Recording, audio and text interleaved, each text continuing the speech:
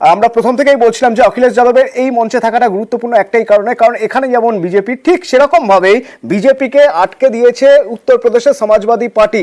আসন সংখ্যা অনেকটা কমেছে, যে কারণে সংখ্যাগরিষ্ঠতা পায়নি বিজেপি। সেই অখিলেশ যাদবকে 21-এর মঞ্চে নিয়ে এসে এই বার্তা, বিজেপি এবার চলে যাবে, ভারত তো আমরাই গড়ব, ভারতকে আমরাই বাঁচাবো, কোন ইঙ্গিত বহন করে? দেখো, প্রথমত হচ্ছে যে উত্তরপ্রদেশে বিজেপির যে সাংগঠনিক যে লড়াই গত কয়েকদিন ধরে সেটা প্রকাশ পেতে শুরু করেছে এবং বিভিন্ন সময় ধরে জেপি নাড্ডা যে বৈঠক করছেন বা সেখানকার মন্ত্রিসভার একাধিক সদস্যদের বিভিন্ন ধরনের বিবৃতি পরস্পরের বিরোধিতার জায়গাতে গিয়েছে। এমনকি উত্তরপ্রদেশে যে সংখ্যক আসন নিয়ে বিধানসভা নির্বাচনে বিজেপি ক্ষমতাতে এসেছিল, লোকসভা নির্বাচনের ফলে দেখতে পাওয়া গেছে তার ঠিক বিপরীত জায়গা থেকে দাঁড়িয়ে রয়েছে। আবার একই সঙ্গে তুমি যদি লোকসভা নির্বাচনের আগে থেকে দেখো, বিজেপি ক্রমাগত বলে যাচ্ছিল যে তারা 400 আসন পাবে এবং এই 400 আসন পাওয়ার ক্ষেত্রে বিজেপির বা যে কোনো জাতীয় দল তারা উত্তরপ্রদেশের মতো রাজ্যের প্রতি নির্ভরশীল হয়ে থাকে। সেখানে অখিলেশ যাদব যে ধরনের সাফল্য দেখিয়েছেন সেটিকে ক্ষেত্রে দাঁড়িয়ে বিজেপিকে ওই অত সংখ্যক আসন নিয়ে আটকে দেওয়ার ক্ষেত্রে একটা গুরুত্বপূর্ণ ভূমিকা নিয়েছিল, এমনটাই মনে করে রাজনৈতিক মহল। এবং এই রাজ্যের ক্ষেত্রে দাঁড়িয়েও বিজেপির সঙ্গে যখন সরাসরি রাজনৈতিক লড়াইয়ে তৃণমূল কংগ্রেসকে যেতে হয়, যদিও এখানে বাম এবং কংগ্রেসও ছিল যাদের সঙ্গে ত্রিমুখী লড়াইয়ের জায়গাতে তৃণমূলকেও যেতে হয়েছে, দুটো রাজ্যের ক্ষেত্রেই হচ্ছে রাজনৈতিক যে অবস্থানের কার্যত একই রকম হয়ে রয়েছে। দ্বিতীয়ত হচ্ছে বিভিন্ন ক্ষেত্রে দাঁড়িয়ে বাংলা এবং উত্তরপ্রদেশ উভয় জায়গাতেই তুমি জানো যে এজেন্সির মতো ইস্যু তা নিয়ে বারবার ধরে সমাজবাদী পার্টি হোক বা তৃণমূল কংগ্রেস হোক সরব হয়েছে। ফলে আগামী দিনে অন্তত আগামীকাল থেকে সংসদের যে অধিবেশন শুরু হতে চলেছে সেখানে সমাজবাদী পার্টি বা তৃণমূল কংগ্রেসের মতো দল তারা যে বিজেপির বিরুদ্ধে সুর চড়াতে গিয়ে ইস্যুগুলোকে ব্যবহার করবে তা বলাই বাহুল্য। এবং যেহেতু আগামী সপ্তাহে আমরা জানি যে মমতা বন্দ্যোপাধ্যায় দিল্লিতে যাওয়ার কথা রয়েছে, যেটা আজকের পর যেটা জানতে পারা যাচ্ছে যে শুধুমাত্র বৈঠক নয়, লাগাতার 3 দিনে একাধিক বৈঠক, একাধিক নেতৃত্বের সঙ্গে তিনি দেখা করবেন। ফলে সেই জায়গা থেকে দাঁড়িয়ে জাতীয় রাজনীতিতে বিজেপির বিরুদ্ধে সুর চড়াতে নেবে কোনোভাবেই যে লোকসভা নির্বাচনের ফল প্রকাশের পর তৃণমূল কংগ্রেস সরে যাচ্ছে তা নয়।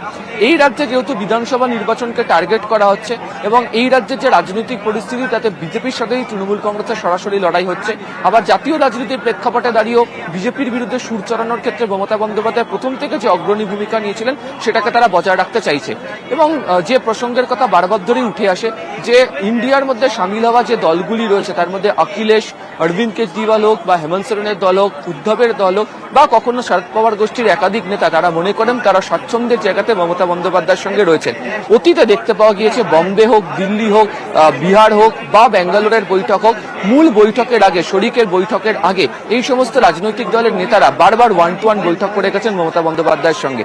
ফলে অবশ্যই এই আঞ্চলিক দলগুলোকে এক ছাতার তলায় নিয়ে আসা, ভারসাম্য বজায় রাখা এবং বিজেপির বিরুদ্ধে সুর চড়ানোর ক্ষেত্রে আজকের এই ছবি যেটা ইঙ্গিত বহন করলে 21শে জুলাইয়ের মঞ্চ থেকে, সেটাই পথ রাজনৈতিক মহলে। আমি সঙ্গে থাকো, আরো একটা দিক আমি তুলে ধরতে চাইবো। আজকের এই যে সভা বা এই 21-এর মঞ্চ থেকে মমতা বন্দ্যোপাধ্যায় বার্তা দিলেন, অখিলেশ যাদবকে পাশে নিয়ে বার্তা দিয়ে পৌঁছে দিলেন দিল্লিতে। দলীয় নেতাকর্মীদের যেমন বার্তা দিলেন, দলীয় নেতাকর্মীদের বার্তা দিয়েছেন অভিষেক বন্দ্যোপাধ্যায় এলেন, এসে যারা শহীদ 21-এর সেই 13 জন শহীদ তাদের শ্রদ্ধা জানালেন, প্রণাম করলেন তাদের শহীদ বেদিতে। এবং তারপর তার সেই বক্তব্য দলীয়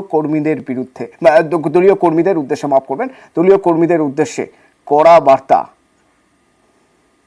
পুরসভায় যারা দায়িত্বে আছেন, পঞ্চায়েতে যারা দায়িত্বে আছেন, তাদের কর্মীদের কথা ভাবতে হবে, নিজের কথা ভাবলে চলবে না। পুরসভার নির্বাচনে আমি পুরসভার কাউন্সিলরের টিকিট পাবো, আমার ওয়ার্ড থেকে আমি জিতবো, আর লোকসভা বিধানসভায় দল প্রত্যাশিত আর আশানুরূপ ফল করবে না, আপনার বিরুদ্ধে দল ব্যবস্থা নেবে, যত বড় নেতার ছত্রছায়ায় আপনি থাকুন। গায়ে গতরে আপনি যে পরিশ্রম আপনার নির্বাচনে করেন সেই পরিশ্রম প্রত্যেকটা নির্বাচনে করতে হবে। এই যে 1-1.5 মাস কোন রাজনৈতিক কর্মসূচিতে আপনারা আমাকে দেখেননি, তার কারণ পর্যালোচনার কাজে আমি ব্যস্ত ছিলাম। আগামী 3 মাসের মধ্যে এর ফল আপনারা দেখবেন।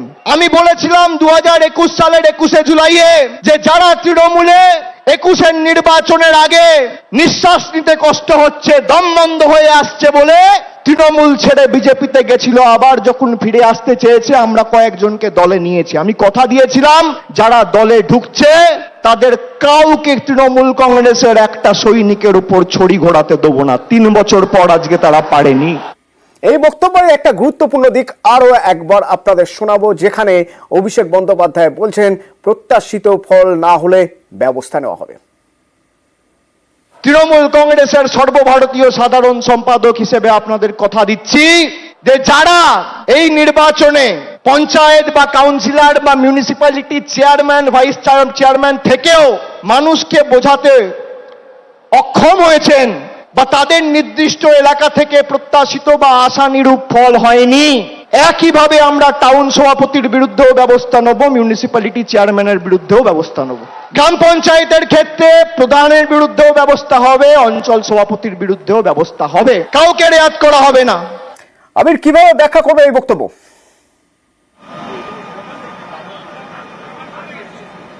প্রথমত হচ্ছে যে আমরা সকাল থেকেই বলছিলাম যে দলের শীর্ষ নেতৃত্বের বার্তাই থাকবে আত্মতুষ্টি, সেটা যেন কোনোভাবে গ্রাস করতে না পারে।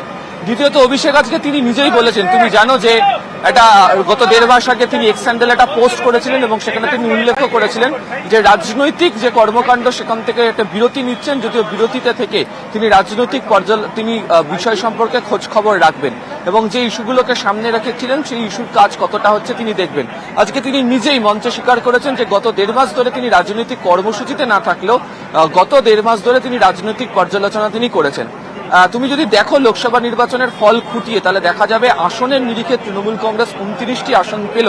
একাধিক জায়গা বিশেষ করে পুরো এলাকা রয়েছে, বেশ কতগুলি বিধানসভার পঞ্চায়েত এলাকা রয়েছে যেখানে ফল খারাপ হয়েছে এবং এই খারাপ ফল হওয়ার কারণ হিসাবে বলা হচ্ছে যে বেশ কয়েকজন ব্যক্তির নিজেদের যে আচরণ তা যথাযথ নয় এবং তারা যে দলের যে কাজ সেই কাজ করার ক্ষেত্রে তারা বিমুখ থেকেছেন এবং বারবারই মমতা অভিষেকের বক্তব্যকে পরিষ্কার হয়েছে যে পঞ্চায়েত হোক বা পুরসভা হোক নিজের ভোটের সময়টুকুনি বুঝে নেওয়া, বাকি ক্ষেত্রে দলীয় কাজের ক্ষেত্রে তাদের বিরত থাকা, যা কার্যত নিজের স্বার্থ সিদ্ধি করার মতো শামিল।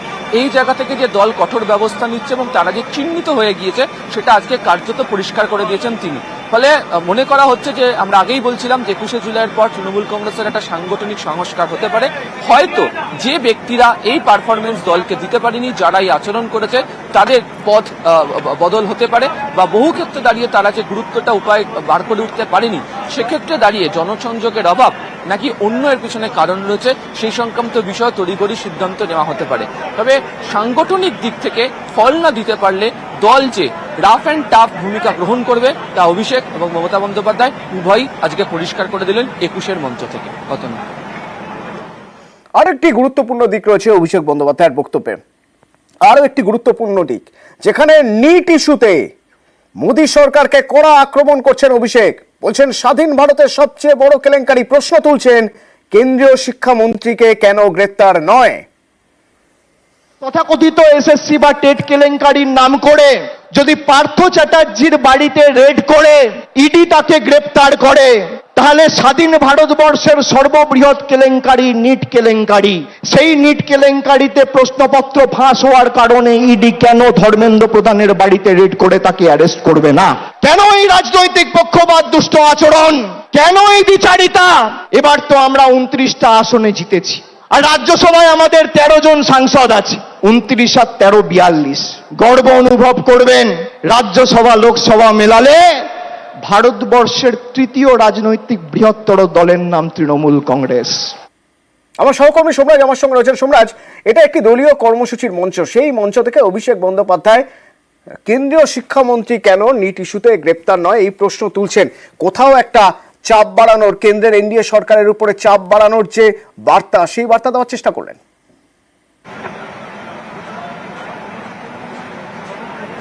একদমই, দেখো নিট ইস্যু নিয়ে তৃণমূল কংগ্রেস গোড়া থেকেই কিন্তু বারবারই সুর তুলেছে, কেন্দ্রের বিরুদ্ধে সুর তুলেছে, এমনকি পার্লামেন্টের মধ্যেও কেন্দ্রের বিরুদ্ধে কড়া সুর তুলেছিল এই নিট কেলেঙ্কারি ইস্যুকে সামনে রেখেই। আর তাকে সামনে রেখেই রাজ্যের শিক্ষা দুর্নীতির প্রসঙ্গও তুলে এলো এদিন 21শে জুলাইয়ের মঞ্চে।